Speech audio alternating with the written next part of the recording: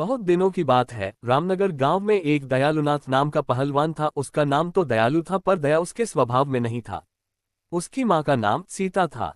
उसने मेहनत मजदूरी करके दयालुनाथ को पाल पोस कर बड़ा किया था। वह बेटा जो कि 10 वर्ष बाद बड़े ही मन्नतों से पैदा हुआ था। छोटे से ही वह बहुत ही बदमाश था। गांव के सभी बच्चों से हमेशा लड़ता झगड़ता रहता था। माँ सोची अभी छोटा है इसलिए ऐसा करता है, बड़े होने पर नहीं किया करेगा। कुछ सालों बाद जब वह बड़ा हुआ फिर भी उसकी आदत वैसे ही थी, और तो और अब वह अपनी माँ की इज्जत भी नहीं किया करता था। फिर भी माँ उसे कुछ नहीं कहती थी। वह उसकी गलतियों को अनदेखा करती थी।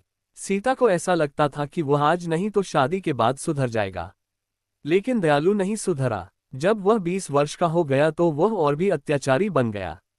उसकी आदत इतनी बिगड़ गई थी कि वह अब अपनी माँ और पिता पर हाथ उठाने लगा था। 2 साल बाद उसके बूढ़े पिता भी दुनिया से चले गए।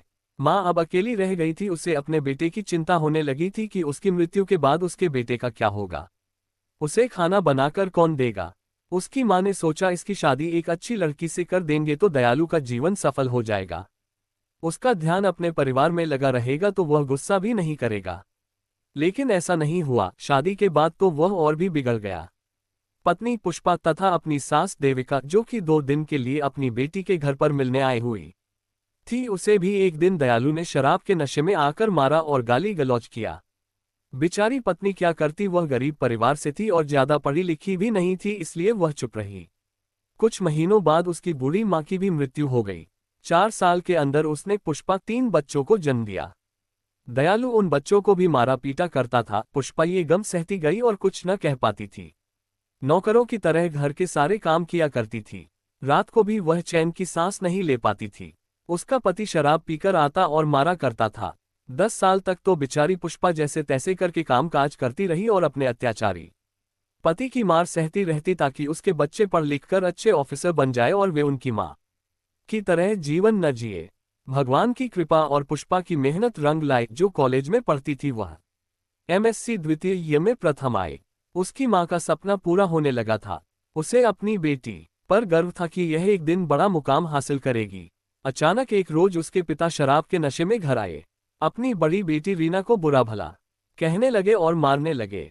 रीना पढ़ी लिखी और समझदार लड़की थी। उसने जैसे तैसे करके अपने आप को बचाए, यहाँ तक कि माँ भी उसे बचाने आए तो उसे भी मारा। ये देखकर उसके दोनों भाई चुपचाप एक कोने में बैठकर रोने लगे। रीना अपनी गलती के बारे में पूछती है कि मैंने कौन सी गलती कर थी। सीधा कॉलेज से घर ही तो आ रही है। पिता शराब की हालत में जोर से बोलते हैं, मैंने अगली बार तुम्हें राहुल के साथ देखा तो समझ जाना।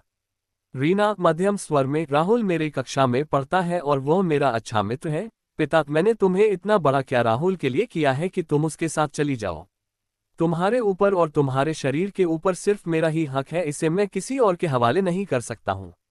उद्धरण चिन्ह। रीना और उसकी माँ ये वाक्य सुनते ही चुप हो गए और अपने मन में सोचने लगे कि ये पिता है कि हैवान। कोष्टक। रीना अब इस घर में एक पल के लिए भी नहीं रुकना चाहती थी, क्योंकि हर रोज के नाटक से वह थक चुकी थी। आज तो उसके पिता ने इंसानियत का हद ही पार कर दिया था। अब उसे पिता नाम से भी घृणा होने लगी थी। आसपास के लोग भी उनकी मदद करने से डरते थे। किसी ने उनकी मदद की तो उसके पिता पड़ोसी लोगों से भी लड़ाई करते थे। लोग उनकी मदद तो करना चाहते तो थे पर कर नहीं पाते थे। उसकी माँ ने उसके लिए इतना संघर्ष किया था, उसे रीना पूरा करना चाहती थी। एक दिन जब उसके पिता घर से किसी काम के लिए 2 दिन के लिए बाहर चले गए थे, तभी पुष्पा ने सोचा यह अच्छा मौका है। रोज रोज के झगड़े से तंग आकर पुष्पा ने रीना की शादी अपने सहेली के बेटे राहुल, जो कि उसके ही कक्षा में पढ़ता था, उससे करा देती है और अपनी बेटी को इस नर्क से निकाल देती है। उसी रात रीना और राहुल उस गांव से चले जाते हैं और नागपुर शहर में जाकर अपनी आगे की पढ़ाई करते है। घर पर जब उसके पिता को ये बात पता चलती है तो हमेशा की तरह फिर से लड़ाई होती है, लेकिन आज के इस लड़ाई से पुष्पा को बहुत सुख समय बीतता गया। जल्द ही रीना वकील बन गई। उसने अपनी मां पुष्पा को उस नर्क से आज़ादी दिलाई और अपनी मां सहित दोनों छोटे भाइयों को अपने साथ अपने घर में रखकर अच्छे तरह से पढ़ा लिखा रही है। आज वे सब एक सम्मान का जीवन व्यतीत कर रहे हैं। अतः पुष्पा का ये संघर्ष पूरा हुआ। उधर उसके पिता अब अकेले अपनी जिंदगी जी रहे हैं। कोई भी उन्हें खाने के लिए नहीं देता है। जैसे तैसे वह पापी अपना जीवन जी रहा है, या कह सकते हैं कि अपने कर्मों का सजा भुगत रहा है। इसलिए ऐसा कहा जाता है कि धरती पर स्वर्ग और नरक है, जो जैसा कर्म करेगा उससे वैसा ही भुगतना पड़ेगा। इसलिए सबके साथ अच्छा व्यवहार करना चाहिए ताकि हमारे साथ भी लोग अच्छा व्यवहार करें।